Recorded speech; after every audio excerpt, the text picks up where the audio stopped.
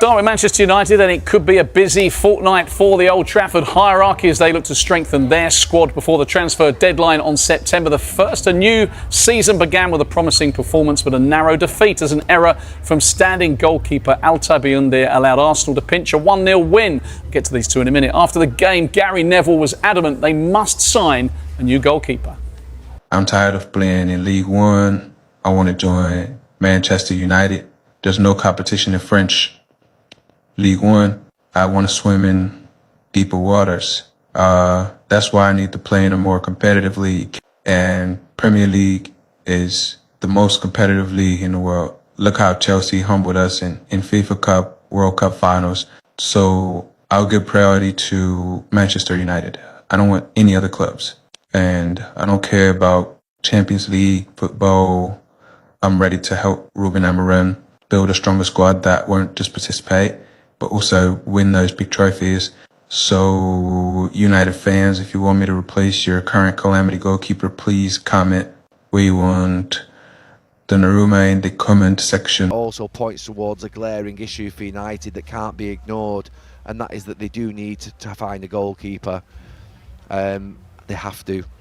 I'm absolutely unequivocal on that, because I had a bit of experience at United for 20 years where there were two big periods of 7 or 8 years with Schmeichel and Van der Sar, and then in between we had 7 or 8 goalkeepers in a sort of 6, 7, 8 year period, and it's really unsettling when you haven't got a dominant number one who's 6'2", who's dominant in the air, who owns his 6-yard box, who comes and punches everything, who makes a lot of saves and one-on-one and saves your points when your defenders make mistakes.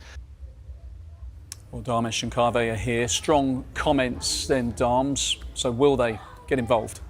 It's easier said than done. It's going to be really difficult in the final 2 weeks for Manchester United to recruit a new goalkeeper. I think there was talk earlier in the transfer window that Manchester United could go in for a goalkeeper amid like a lot of rumours about Andre Onana's future, but then Andre Onana actually got injured in pre-season and he was set to be out for 4 to 6 weeks. So any kind of move during the transfer window and the early part of the window was going to be completely ruled out.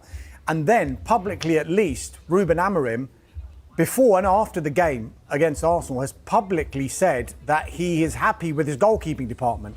He's happy with the 3 keepers that he's got there in Tom Heaton, Altay Bayındır and Andre Onana. And there was that talk, because he picked Bayındır, was Onana dropped because Onana was fit? He insists it wasn't a dropping at all.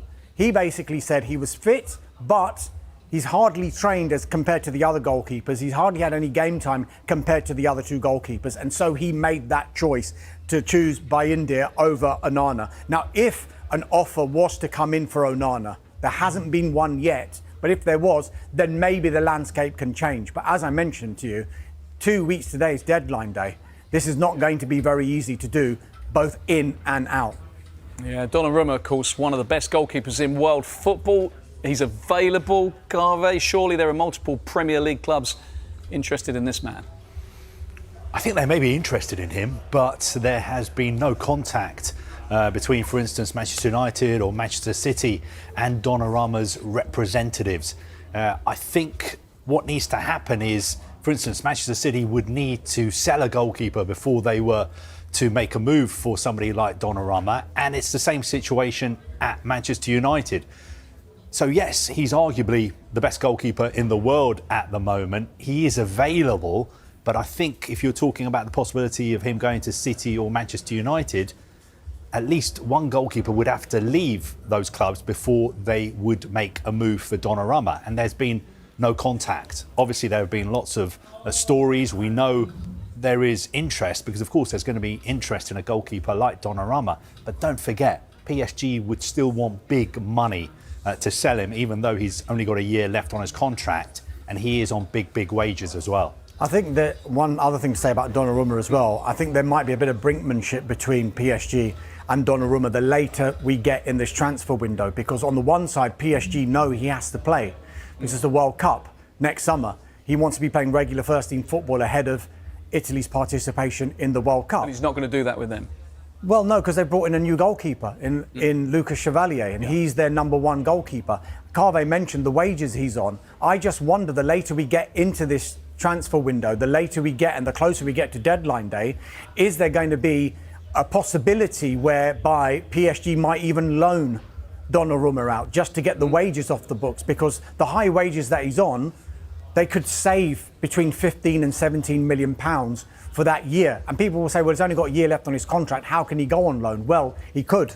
They just take the wages off the bill, and that saves a transfer fee for a club, rather than PSG being in that position where they're not going to play him, they're going to pay him, and then he's going to leave for free anyway.